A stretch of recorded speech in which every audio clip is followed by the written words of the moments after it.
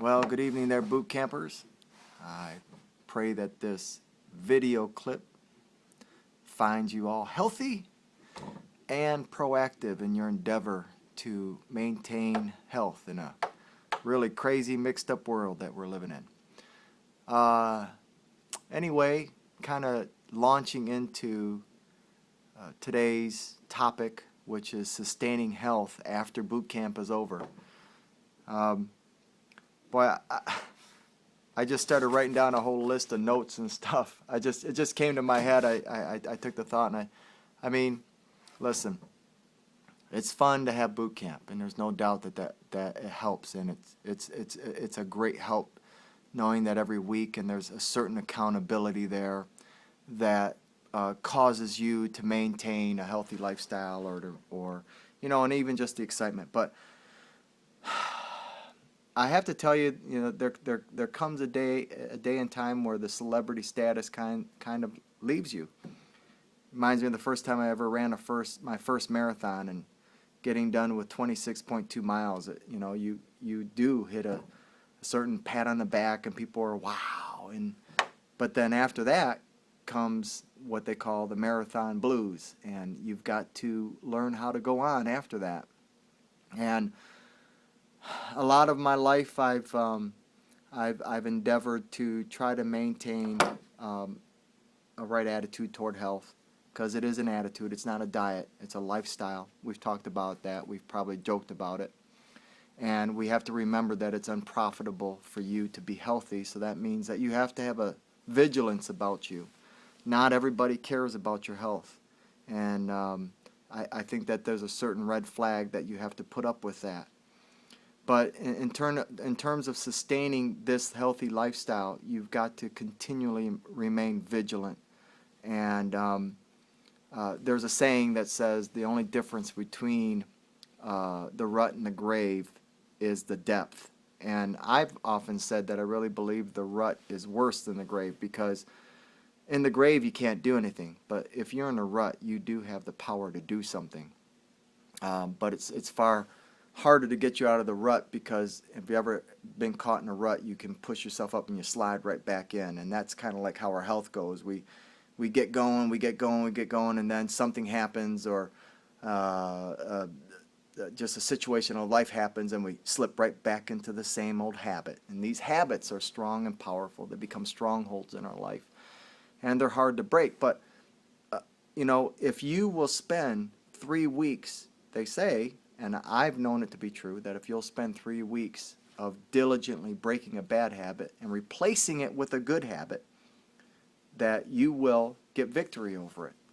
And that is the key, is continual effort and fighting toward maintaining your health. And remember, no one else is going to do it for you. So some of the things I wrote on this list here is, if you're going to do this after boot camp is over, the education doesn't end. You've got to continually go to these different websites. Man, with the internet, there's so much information available to us. From Dr. Mercola to Hallelujah Acres to Jordan Rubin's book, The Maker's Diet. The new one out is a phenomenal documentary, Fat, Sick, and Nearly Dead by Joe Cross, on juicing. And I've been doing a lot of juicing myself, and inspired. But you can't just watch them one time. You've got to watch them again and again and again. You've got to get books, and Dr. Colson, Deadly Emotions, and the 7 Pillars of Health. You've got to continually be reading and encouraging yourself, because by and large the world is not going to encourage you. And many, even within your own family, sad to say, are not going to encourage you. And so you have got to take charge. And it's sad but true. And one of the things that you need to do is, as much as possible, make friends that are like-minded. Because most people are not going to be like-minded. Most people are going to look at you and think you're crazy. Or they're going to say goofy things, or they're going to say very uneducated things, And I've dealt with that time and time over the last 25 years. And when they say it, I've just learned not to take it personally, and I've learned just to kind of shrug it and go on. And I kind of prayed and kind of sometimes wonder. I say, well, wait a second here now. I've tried to maintain a healthy lifestyle for 25 years. I've only been sick 4 times. And sick, I mean in the bed.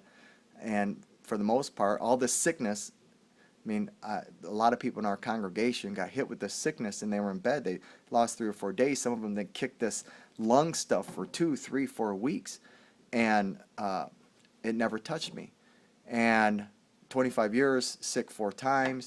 I've run 9 marathons. I've run a 50-mile ultra marathon.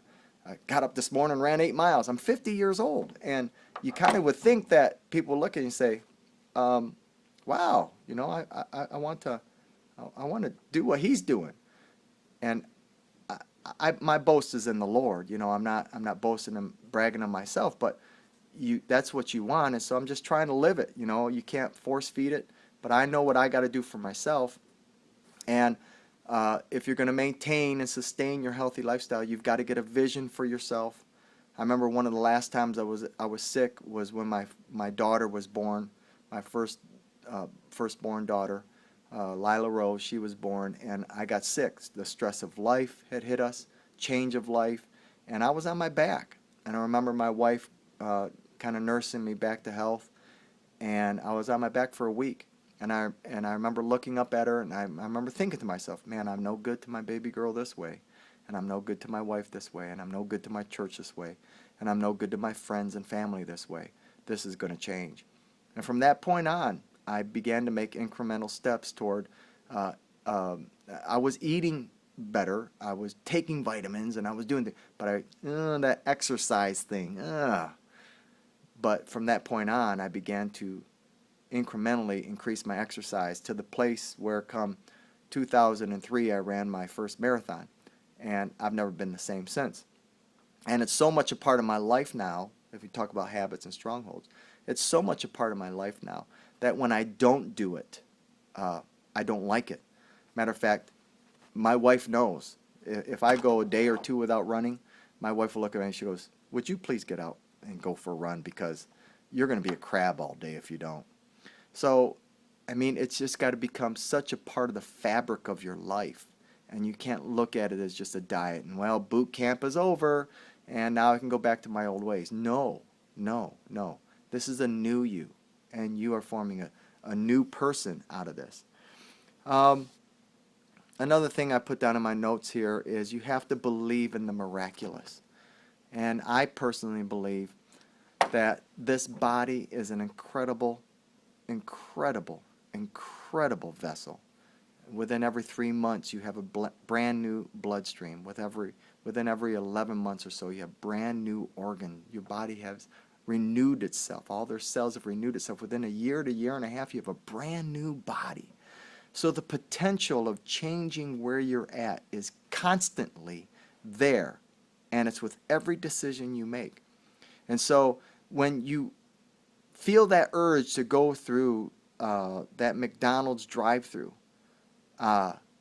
you need to weigh these things out and understand that you are making a choice to either do something detrimental to your health or helpful to your health. And I'm not going to say that you can't ever eat all that, but so many people eat it every day, their whole lives, and they're slowly but surely killing themselves. And if you've got a good immune system and you're exercising, you can handle that once in a while. But you can't when you're not taking care of yourself. So you have to believe and continue to believe in the miraculous power of this body, because it is powerful. It is very powerful. And if you'll treat this body right, it will always respond in a reciprocal fashion to you. It will treat you right. And then one of the last things I have written down here over all the things I just kind of covered is you have to have a vision that goes beyond the now, the momentary taste of that hot fudge sundae. You have to see that it's a life, to me, it's a life or death thing. And that's what I tell people, because some people say, well, how do you do it day in and day out? And the hardest thing I can get people to do is to do something consistently. When I try to help people and I try to coach people and I try to get them, I can't get them to do it long enough to get the power of it long enough. And a lot of it's just the vision. You got to see past the momentary eating of that hot fudge sundae and look beyond the long-term reward, you know, that you're going to gain by the exercise and eating right and the rebuilding of your cells through live food and good foods and proactive choices. So, and I look at them and say, it's life or death to me, you know. So with all these things in mind, I hope that I've helped you with your boot camp and some of the information that I've given out. I know that you've had great trainers. You know, Bob and Shirley are awesome people.